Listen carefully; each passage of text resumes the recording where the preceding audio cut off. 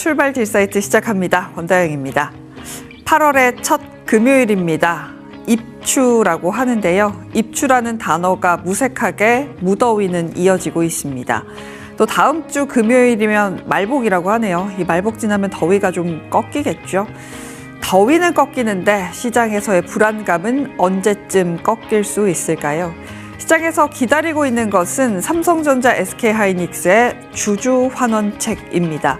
전 세계에서 가장 돈을 잘 버는 두 회사가 언제쯤 주주 환원책을 내놓을 것이냐인데요. 해외 언론들에서도 이제는 이야기하기 시작했습니다. 기다리고 있는데 안 나오면 이것이 실망으로 이어질 수 있을 것 같습니다. 그런 가운데 뉴욕 시장 같은 경우도 요즘에 수급적인 영향을 계속해서 받아가고 있습니다. 요즘엔 나스닥보다는 S&P 500의 옵션 거래가 계속해서 늘어난다라는 소식 전해지고 있죠. 오늘도 혼조세로 그렇게 방향성을 잡지는 못한 뉴욕 시장이었습니다. 분위기 둘러보시죠. 브리핑 뉴욕입니다.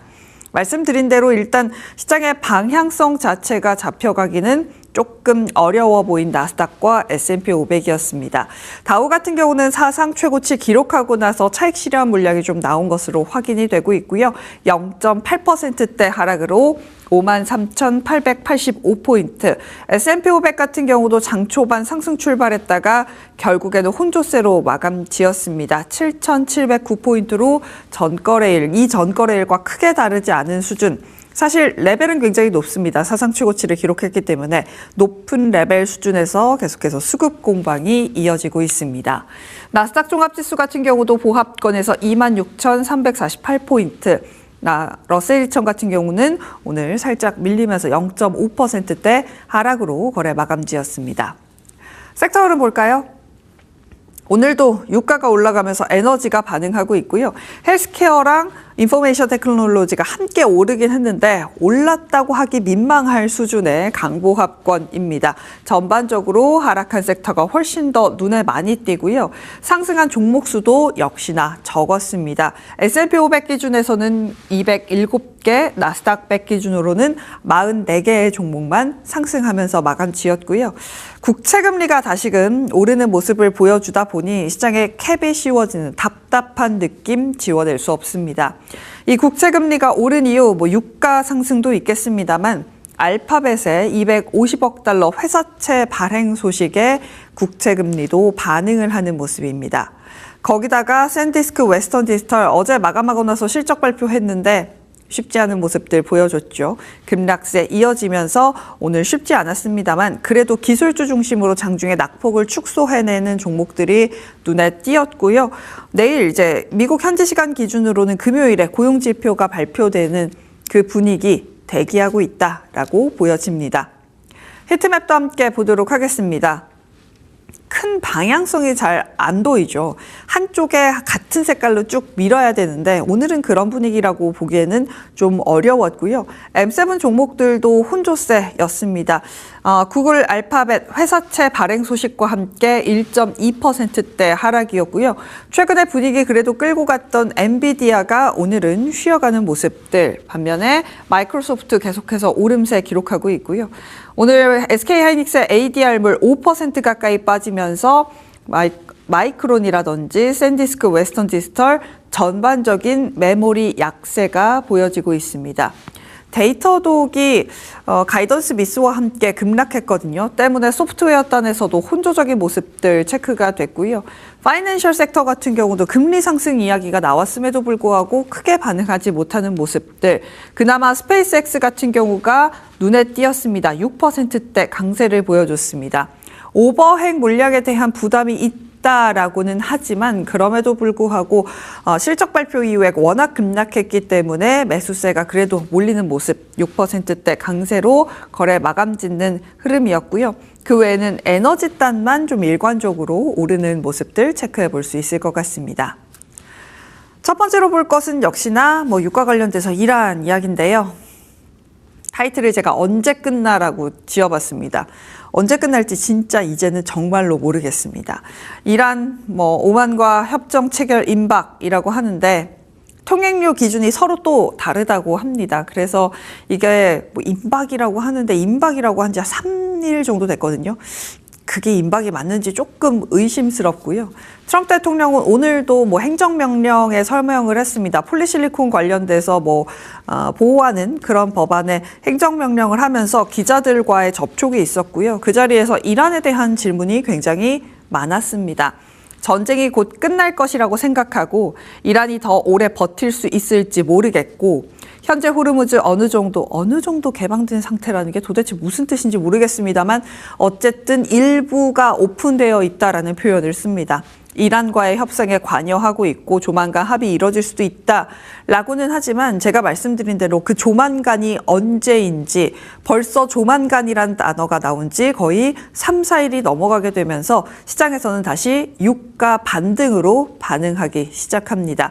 물론 앞자리가 7이긴 합니다만 그래도 올라오는 것이 달갑지는 않죠. WTI 4%대 오름세로 78달러, 브렌트유는 앞자리 8로 바꿨습니다. 5%대 강세로 83달러 수준까지 붙여내고 있다라는 지점 함께 보셔야 할 것 같습니다.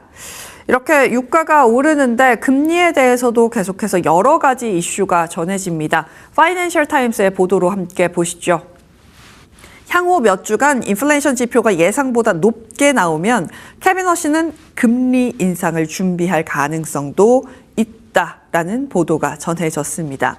향후 몇 주 동안 발표될 인플레이션 지표가 예상보다 높게 나오고 시장의 금리 인상 기대가 더욱더 높아질 경우 케빈 워시 의장은 기준금리 인상을 단행할 준비가 되어 있다라는 보도였고요.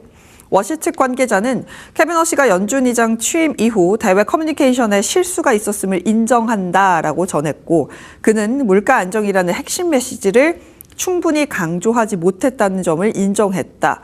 또한 장기적인 제도개혁 계획이 단기 통화정책에 영향을 미치는지 여부와 관련해서 시장의 혼선을 초래했다라는 점도 인정했다. 케빈 워시가 본인이 틀린 점을 인정했다. 그래서 금리 올릴 수 있다라는 보도도 있었고요. 여기다가 한 가지 보도가 더 덧붙여 드리면 트럼프 대통령이 거의 매일같이 케빈 워시에게 전화를 한다라는 이야기까지 전해지면서 생각보다 잡음들이 나오고 있습니다. 금리 지금 유가 상태를 보면 올려야 하는 것이다 라는 이야기 나오면서 오늘 좀 부담스러운 국채금리의 흐름도 체크해 볼 수 있었습니다. 여기다가 구글 알파벳의 회사채 발행 이야기까지 나옵니다. AI 투자 확대를 위해서 최대 250억 달러 규모의 회사채 발행을 추진한다라는 소식이었습니다. 시장 수요를 확인해 보려는 딜에 가깝다라는 분석이었고요. 26년의 캐펙스 전망을 최대 2,050억 달러 상향 조정한 이후 진행되는 것으로 AI 데이터 센터, 인프라 투자 확대를 위한 자금 조달 목적의 핵심이다. 결국에는 AI 투자, AI 데이터 센터 지으려고 회사채 발행하는 거고요.